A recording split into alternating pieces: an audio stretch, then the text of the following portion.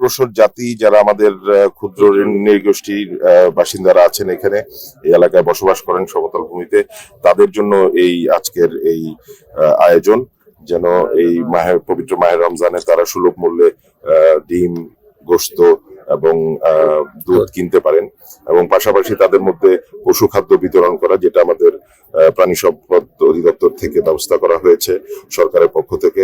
আপনারা জানেন যে আমাদের মাননীয় প্রধানমন্ত্রী নির্বাচনের পূর্বে যে নির্বাচনী ইশতেহারে যে ঘোষণাগুলো দিয়েছিলেন সেগুলা কার্যক্রমে সরকার কাজ করছে, আমরা কাজ করছি।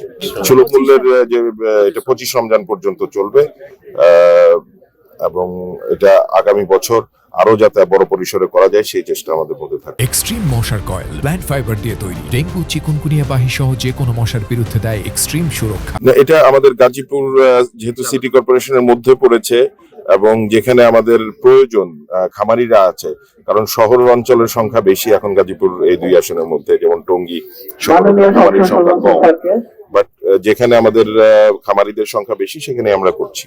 সেটা আমাদের কৃষক কার্ডের কথা আমাদের মাননীয় প্রধানমন্ত্রী ঘোষণা করেছেন, আপনারা জানেন, এবং আমাদের ফ্যামিলি কার্ড ইতিমধ্যে ঘোষণা হয়েছে আগামী 10ই মার্চ থেকে শুরু হচ্ছে সেটার বিতরণ, এবং কৃষক কার্ডও ইনশাআল্লাহ খুব শিগগিরই শুরু হবে, আপনারা দেখতে পাবেন।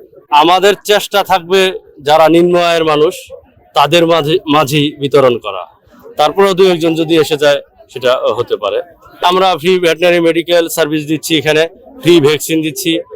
এই কার্যক্রমগুলো আমরা প্রাণী সম্পদ থেকে হাতে নিয়েছি।